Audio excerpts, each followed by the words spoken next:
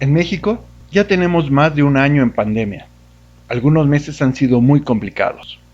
Entre los integrantes de las familias, con los nervios de punta, ¿cuánto de forma inconsciente o consciente pudieron haberse ofendido? ¿Cuántos problemas familiares han surgido a partir de la pandemia? En esta entrevista de radio observaremos cómo reaccionamos ante nuestros miedos y las posibles desagradables consecuencias dentro de la misma familia. Y antes de comenzar, te invito a que le des clic al botón suscribirse y también activa la campanita que aparece a un lado en mi canal, David Alcaraz Psicoterapia en YouTube. Para el bien de todos. Estamos de vuelta con Lajandra Griego en Expreso 860 de Radio Noticias.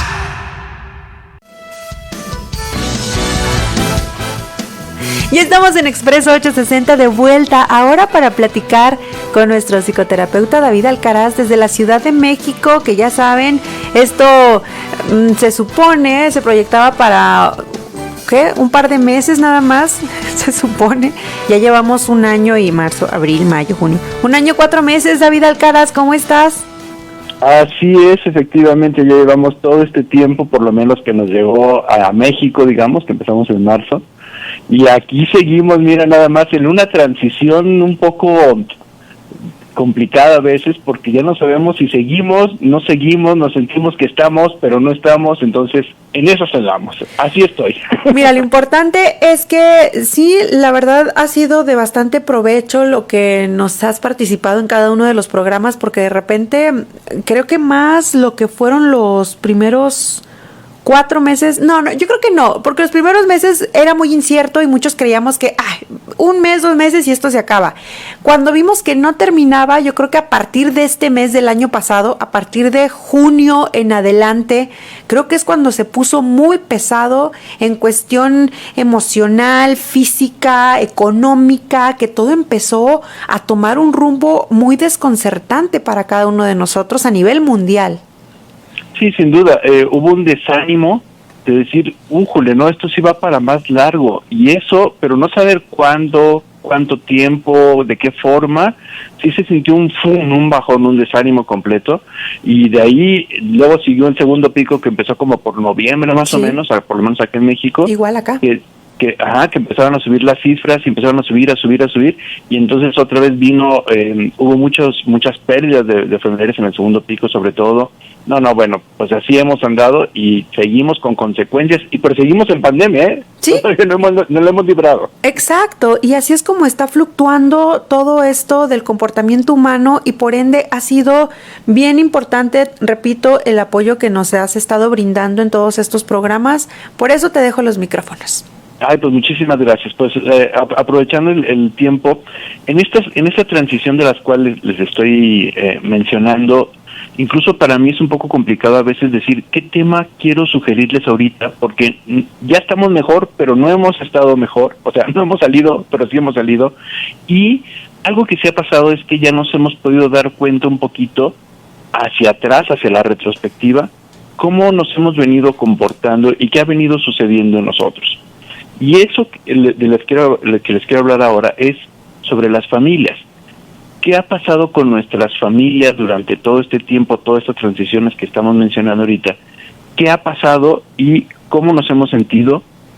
¿Qué hemos descubierto de nuestras familias? De decir, no lo puedo creer que mi mamá haya dicho tal frase, o que fulanito, mi hermano, mi hermana, se haya comportado de tal otra.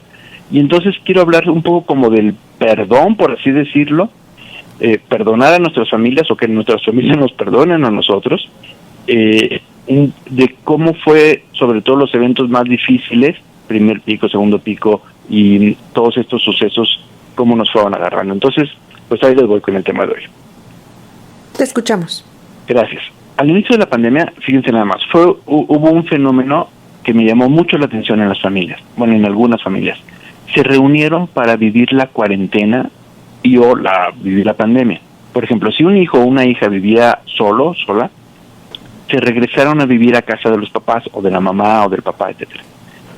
Digamos que a pasar los malos momentos, a cuidarse unos con otros. Pero si alguien, por si alguien se enfermaba, sería más fácil cuidarse unos a otros.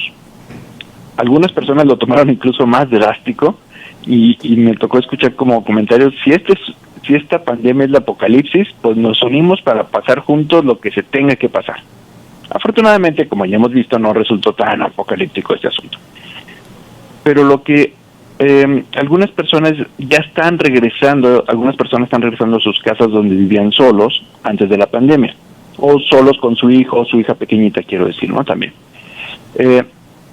Algunos todavía siguen en casa de los padres y algunos ya han estado yendo y viniendo unos días en casa de los papás, otros días se regresan a sus propias casas. Pero, ¿qué ha pasado en medio? ¿Cómo es y cómo han sido las relaciones familiares? ¿De qué se han dado cuenta?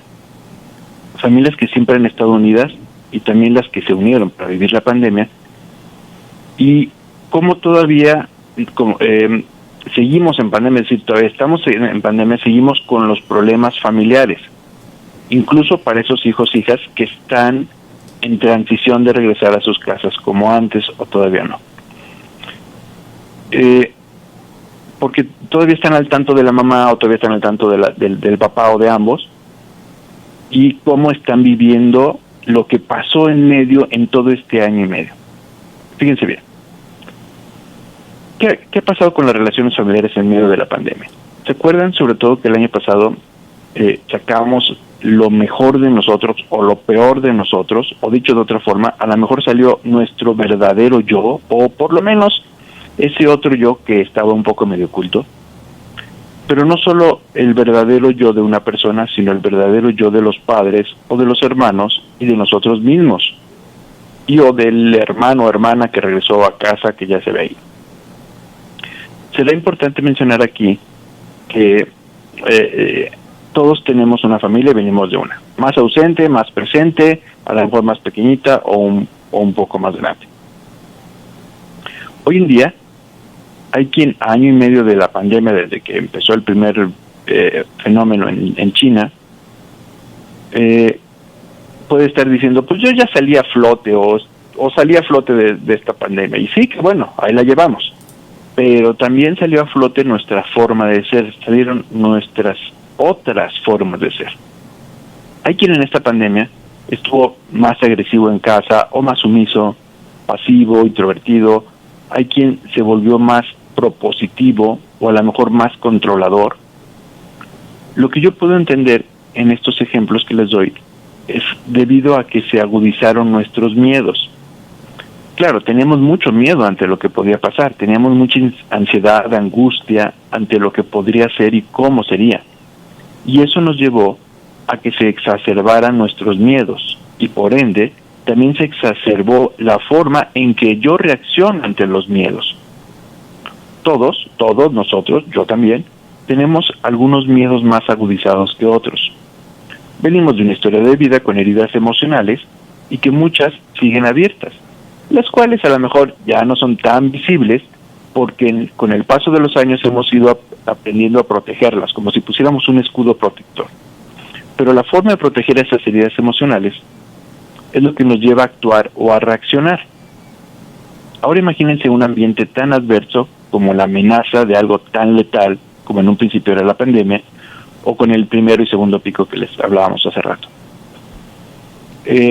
Cada vez nos fuimos enterando, por ejemplo, de más fallecidos o de más personas contagiadas. Cada vez el círculo, decimos, es que el círculo se va cerrando, cada vez tenemos más conocidos que se van infectando. ¿Y cómo reaccionábamos para protegernos emocionalmente nosotros? Ok. Instintivamente lo que hacíamos, de manera inconsciente subrayo, fue proteger nuestras heridas emocionales. ¿Y cómo las protegíamos? Pues con diferentes reacciones, en muchas de ellas con una forma agudizada de algo de nuestra forma de ser, y en otros casos con formas nuevas, o por lo menos con nuevas para los demás. Ejemplos: alguien, para no sentirse débil o vulnerable, hay personas que son muy agresivas, es decir, me defiendo agrediendo.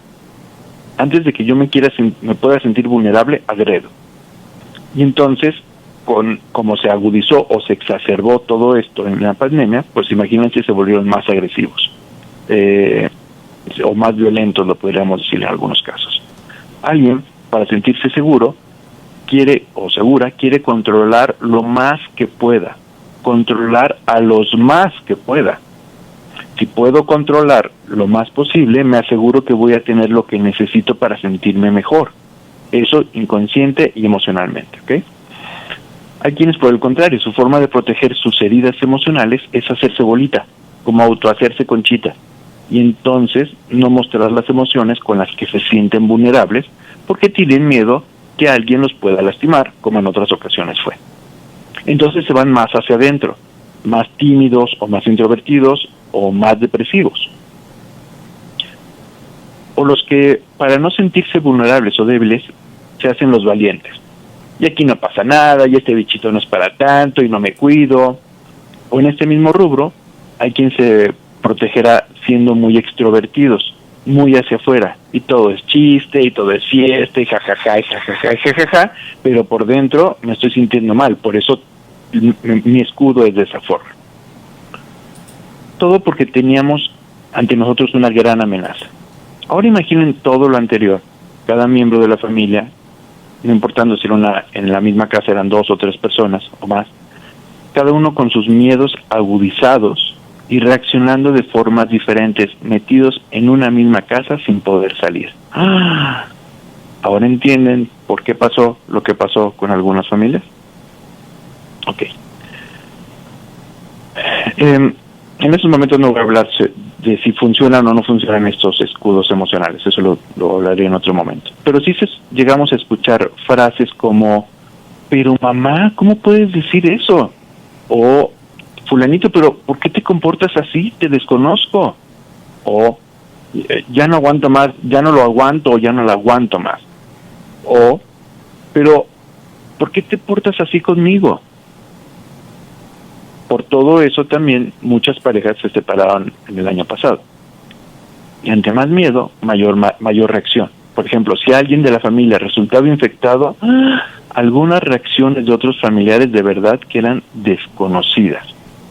Vamos a decirlos así, se nos cayó del pedestal tal familiar, mamá, papá, hermanos, cuñados, tíos, tías. Se nos cayó del pedestal porque nunca pensamos que fuera a reaccionar así. Y el problema es que seguimos viviendo con esas personas, o las seguimos tratando, las seguimos viendo, consecuentando, sobrellevando, vivimos con ellas, muchas, y seguimos en pandemia, ya más relajados, pero seguimos aquí todavía. Ok, es muy importante mencionar que no estoy justificando ninguna mala actitud que pudo haber tenido algún familiar. No la justifico, solo explico el hecho de cómo es que llegaron a reaccionar así. O nosotros mismos, a lo mejor fuimos los que reaccionamos de esa forma grosera. Bueno, ahora déjenme explicar que la cosa se pudo haber puesto peor. Ahora imagínense cuando podemos juntar a un controlador con un agresivo, o sea, en la misma casa. Pues imagínense las consecuencias. O un controlador con alguien introvertido. Obviamente el introvertido aquí salió perdiendo, pero porque no sabe cómo mostrarse emocionalmente, cómo decir algo que le está pasando emocionalmente. O podemos ponerlo así, o sea, un agresivo con otro agresivo en la misma casa, pues imagínense nada más los malos tratos, desavenencias, malas actitudes, groserías. De verdad que hay familias que la pudieron haber pasado muy, pero muy mal.